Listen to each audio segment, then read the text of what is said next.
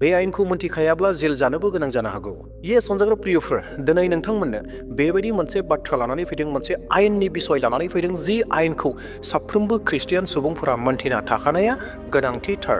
नङाब्ला जोङो जेल जानोबो गोनां जानो हागौ आरो लोगोसेयैनो 50,000निफ्राय 1 लाखसिम जुर्माना होनो गोनां जानो हागौ। दे अब्ला ख्रिस्ट'नि थैजों बायख'जानाय अनजाग्रा प्रियफोर, बे गासै आयेनफोरखौ मोनथिनो थाखाय नोंथांमोना भिडिअखौ जोबजासिम नायगोन आरो बेजोंनो लोगोसे गिबियावनो खावलायग्रोनो हास्थायबाय, सोरबा जुदि आंनि चेनेलाव गोदान फैदोंब्ला दासिमबो जुदि आंनि चेनेलखौ साबस्क्राइब खालामाखैब्ला साबस्क्राइब खालामना लागोन आरो लोगोसेयैनो मोनसे लाइक होनानै गालांगोन। मानोना नोंथांनि लाइक होनाया आंखौ गोदान भिडिअ लाबोनो थाखाय गोबां थुलुंगा होयो आरो लोगोसेनो नोंथाङा सानोब्ला बे गासै बाथ्राफोरखौ गासैबो ख्रिस्टियान सुबुंफोरा मोनथिनांगौ होननानै नोंथाङा बे भिडिअखौ शेयार खालामनानै होगोन।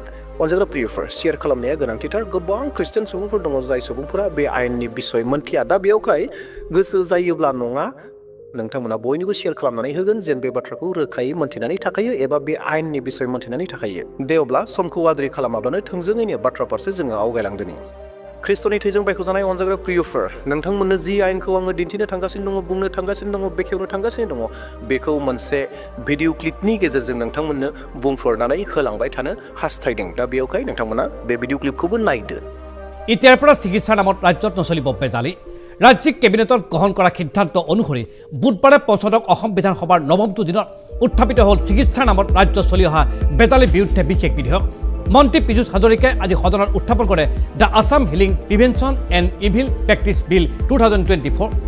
सनजाग्रा प्रियफोर, थांनाय 2024 मायथाइयाव आसामाव मोनसे बेबायदि आयेनखौ पास खालामनाय जादों आरो बे आयेना जाहैबाय द Assam हिलिं prevention and evil practice बिल 2024। सनजाग्रा प्रियफोर, बेयावहाय जे ख्रिस्टियानफोरा जे आर'ज खालामो, बे आर'ज खालामनाया मोनसे मेजिकसो, ब्लेक मेजिक होननानै आयेना बुङो। That means आसामाव थानाय गोबां मानसिफोरा, गोबां दैदेनगिरिफोरा एबा हिन्दु सुबुंफोरा बेखौ बुंदों जे ख्रिस्टियानफोरनि जिथु आर'ज खालामनानै बेराम सोखानायफोर, बे बेराम सोखानायफोरा इभिल प्रेक्टिस, सैताननिसो होननानै गोथै फोथायनानैसो खामानिखौ मावदों आरो बेबायदिनो मानसिफोरखौ धोरोम सोलायहोदों होननानै बिथांमोना गोबाङा बुङो। बिनि थाखाय आसामाव बे आयेनखौ थांनाय बोसोराव बानायनानै लादों। बिथांमोननि नोजोराव ख्रिस्टियानफोरनि जिथु आर'ज खालामनाय, बे आर'ज खालामनाया मोनसे गोथै फोथायनाय, मानसिफोरखौ नंखायै थगाय थसिहै, नंखाय इभिल स्पिरिटनि इभिल खामानि मावनानै, सैताननि खामानि मावनानै आरो नंखाय फोथायहोनानैसो मानसिफोरखौ ख्रिस्टान खालामो होननानै आयेनाव पास खालामदों। आरो दायो बेबायदिनो सोरबा जुदि मानसिफ्रा बेबायदि बहाबा प्रग्राम खालामोब्ला, फारिलाइ खालामोब्ला, हिलिं प्रेयार खालामोब्ला, बे हिलिं प्रेयार खालामनानै जुदि सोरबा बेक्तिया जुदि हिन्दुनिफ्राय ख्रिस्टियान जादोंब्ला बे गासैखौबो बे केसाव खोख्लैगोन। दा Assam हिलिं prevention and evil practice बिल 2024 आव खोख्लैगोन आरो जाय बेक्तिफोरा बेबायदि खामानि मावदों बिसोरो जेलाव हरगोन। सनजाग्रा प्रियफोर, सैथो बाथ्राखौ नोंथांमोना खोनागासिनो दङ जे आसामाव बेबायदि मोनसे बिल पास जानानै दङ, आयेन मोनसे पास जानानै दङ, जेरावहाय ख्रिस्टियान सुबुंफोरा बहाबा फारिलाइ खालामनानै जुदि आर'ज खालामनानै बेराम सोखादोंब्ला बियो दायनिगिरिसो जागोन। नाथाय अनजाग्रा प्रियफोर, जों बयबो सैथोखौ मोनथिगौ, नङा होमब्ला? बे सैथोआनो जाहैबाय जों जिथु आर'ज खालामो, ख्रिस्टियान सुबुंफोरा जि आर'ज खालामो, बेयो सैताननि नङा, गोथै फोथायनाय नङा। जोंबो गोथै फोथाया, नङा होमब्ला? जोंथ' गोथै फोथायनायखौ नागारखानायसो। जोंनियाव गोथै फोथायनाय गैया, मोदाय खुलुमनाय गैया, जोंनियाव माबा मोनसे ब्लेक मेजिक गैया, जोङो मोदायखौ खुलुमा, मोदायखौ जोङो सिबिया। नाथाय जि सोखानाय, जि बेरामफोरखौ सोखानानै होयो, बे जाहैबाय इसोरनिफ्राय थोंजोङै जिसु ख्रिस्टनिफ्राय फैनाय। जों केवल बिग्राल'सो, जों जनायग्राल'सो। नाथाय बे बाथ्राखौ बिथांमोना मोनथिया। बिथांमोननि बायदिब्ला, बिथांमोननि नोजोरनि बायदिब्ला ख्रिस्टियानफोरा जि सोखायो बे जाहैबाय मोनसे इभिल प्रेक्टिस, मोनसे ब्लेक मेजिक होननानै बिथांमोना फोथायबाय आरो बेयावखायनो बिथांमोना जोंनि बे खामानि मावनायखौ, सैथो खामानि मावनायखौ बिसोर बेन खालामनो थाखाय नाजादों। नाथाय अनजाग्रा प्रियफोर, जों मोनथिगौ, नङा होमब्ला? जेसेबांखि बुहुमनि मानसिफ्रा, आसामनि मानसिफ्रा, गिदिर गिदिर दैदेनगिरियानो जाथों, अनेकथा रोखोमनि आयेन पास खालामथों, जिसु ख्रिस्ट'हा जेरैब्लाबो सोखाखागोन, जेरैब्लाबो बियो खामानिखौ मावखागोनखा। এই বিধেয়কখন গৃহীত হ'লে ৰাজ্যত বন্ধ হ'ব বেজালি। পঞ্চদশ বিধানসভাৰ নৱমটো দিনত দাখিল কৰা এই বিধেয়ক অনুসৰি বেতালীৰ বিৰুদ্ধে ৰাজ্য চৰকাৰে গ্ৰহণ কৰিব কঠোৰ ব্যৱস্থা। বন্ধ হ'ব বেতালী নামত ৰাজহুৱা বিজ্ঞাপন। আজি দাখিল কৰা বিধেয়কখনত উল্লেখ কৰা হৈছে যে বেতালীত জড়িতসকলৰ বিৰুদ্ধে গ্ৰহণ কৰিবলগীয়া শাস্তি। এনে কাৰ্যত জড়িতসকলক প্ৰথম অৱস্থাত 50,000 টকাৰ জৰিমনা বিহাৰ লগতে বিহাৰ হ'ব 1 বছৰ বা 3 বছৰ পৰ্যন্ত কাৰাদণ্ড। आसाम सरकारा केवल आयेनल' बानायनानै दोनदों बे नङा। बे आयेनखौ बारसिग्रा सुबुंफोरखौ मा खालामगोन बे जाहैबाय 50,000 फाइन खोख्लैगोन आरो बेनि उनाव 1 बोसोरनिफ्राय लानानै 3 बोसोरसिमबो जेल जानो गोनां जागोन होननानै आयेना पुरा मोन्थिहोदों।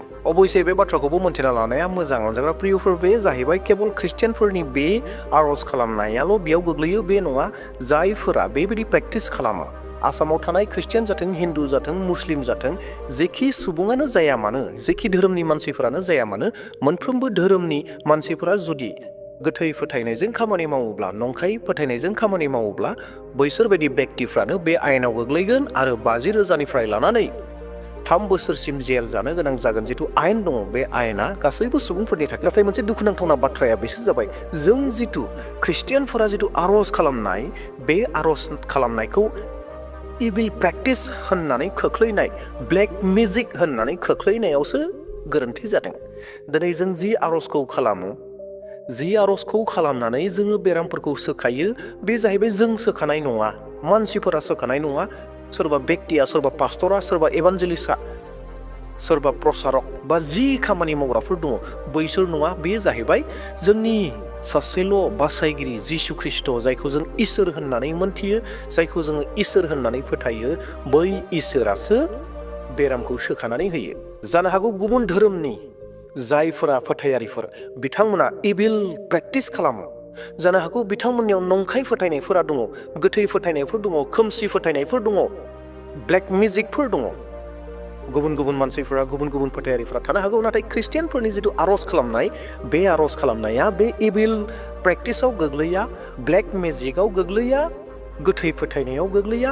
बे जाहैबाय सैथो इसोरखौ खुलुमनाय आरो सैथो इसोरनिफ्राय फैनाय आशीर्बादसो। আনকি বিধেয়কখনত আছে জৰিমনা 1 লাখ আৰু কাৰাদণ্ড 5 বছৰ পৰ্যন্ত বৃদ্ধিৰ ব্যৱস্থা। আজি দাখিল কৰা বিধেয়কখন গৃহীত হ'লে ৰাজ্যত বেআইনী বিবেচিত হ'ব বেতালী। আজি বিধেয়কখন দাখিলৰ পাছতেই প্ৰতিক্ৰিয়া ব্যক্ত কৰিলে বিৰোধী বিধায়ক बानायग्राफोरा बानायबाय, खालामग्राफोरा खालामबाय। दा जोंथ' बेखौ सिफायनो हानायनि जोंनियाव गोहो गैया।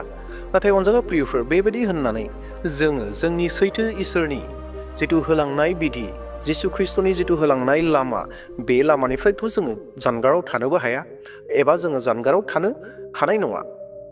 दा बेवहाय जोङो मा खालामगोन? अनजाग्रा प्रियफोर, जोङो मोनसे खामानिखौ मावनांगोन। बे जाहैबाय माथाइनि 10:12 सिरि, जिखौ जिसु ख्रिस्ट'आ जोंनो फोरोंनानै होखादों, जिसु ख्रिस्ट'आ जोंनो बुंखादों, जोंखौ फोरोंखादों। जोबनाय बोथोरफोराव बेबायदि प्रब्लेमफोरा फैखागोन। जिसु ख्रिस्ट'नि खामानि मावनायाव बाधा बिगिनिफोरा फैखागोन, समस्याफोरा फैखागोन। बेवहायनो माथाइनि 10:12 सिरिया ओरैहाय बुङो, खोनासं, सिख'फोरनि मादाव मेन्दाफोरखौ थोनहरनाय बादि आङो नोंसोरखौ थोनहरदों। नोंसोरो जिबौफोर बादि सियान आरो दाउथु बादि दद्र जा।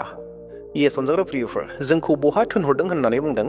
साफ्रोमबो ख्रिस्टियान व्यक्तिफोरखौ मा होननानै बुंदों? खोनासं, सिख'फोरनि मादाव मेन्दाफोरखौ थोनहरनाय बादि आङो नोंसोरखौ थोनहरदों। सिख'फोरालाय माखौ होनो? सिख'फोरा सैमा सिख' जायखौ जोङो बुङो। जाबायदि डेन्जार, जोङो सोदोब बुङोब्ला डेन्जार, गोबां गिथावना। सिख'फोरा मा गोथाङैनो जानो नागिरो, बेदरफोरखौ जायो, गोथाङै सिथारनानै जायो। थ' जोंखौ बिसोरनि गेजेराव थोनहरदों। दा बेवहाय बेफोराव गोबां रोखोमनि आयेन नियम निति अनेक रोखोमनि फैगोन। नाथाय बेफोरनि गेजेरावबो जोङो नोंसोरो जिबौफोर बादि सियान जा आरो दाउथु बादि दद्र जा, जोंखौ बेखौ जानो थोनदों। जोङो बबे परिस्थितियाव माबायदि सोलिनांगौ बेखौ जों गाव रोंनांगोन। साफ्रोमबो मिशनारिफोरा, साफ्रोमबो ख्रिस्टियानफोरा, साफ्रोमबो पास्टरफोरा, साफ्रोमबो इभान्जेलिस्टफोरा जोङो बेखौ रोंनो नांगोन। बबे समाव माबायदि आर'ज खालामनांगौ, बबे समाव माबायदि थाबायनांगौ, बबे समाव इसोरनि बोसोनखौ जोङो फोरमायनांगोन, बेफोर गासैखौ गावनो बुजिनो रोंनो नांगोन आरो जोङो मावनो नांगोन। मानोना संसाराव गोबां रोखोमनि आयेन नियम निति गोबां रोखोम फैगासिनो दङ। दा बिनि गेजेरजोंबो जोङो जिसु ख्रिस्ट'नि खामानिखौ मावनो नांगोन, जिसु ख्रिस्ट'नि रायजोखौ जोङो फेहेरनांगोन। संसारनि मानसिफ्रा, बुहुमनि मानसिफ्रा गोबां रोखोमनि बुंगोन जिसु ख्रिस्ट'नि जिथु खामानि जानाय, जिसु ख्रिस्ट'नि जिथु खामानि मावनाय, बेखौबो इभिल प्रेक्टिस होनगोन, ब्लेक मेजिक होनगोन। गोथै फोथायनाय बुंगोन, नंखाय फोथायनाय होननानै बुंगोन, गोबां रोखोमनि बुंनो हागौ। नाथाय साफ्रोमबो ख्रिस्टियान व्यक्तिफोरा मोनथिगौ जे जिसु ख्रिस्ट'आ बे खामानिखौ मावो आरो बियो सैथो, बेयाव एभिल स्पिरिटनि एबा एभिल प्रेक्टिस गैया, नंखाय फोथायनाय गैया, गोथै फोथायनाय गैया। बे जाहैबाय जिसु ख्रिस्ट'नि खामानि। दे अब्ला अनजाग्रा प्रियफोर, बयबो जिबौ बायदि सालाक जागोन आरो दाउथु बादि दद्र' जागोन। बे आयेनफोरखौ मोन्थिना लानाया मोजां। जोंनि आसामाव मा मा जादों बेफोर गासै बाथ्राफोरखौ मोन्थिना थाखानायाबो गोनांथिथार। दे अब्ला दिनैनि भिडिअखौ बेसेबां दोनथ'नोसै। प्रेज द लर्ड। आमेन।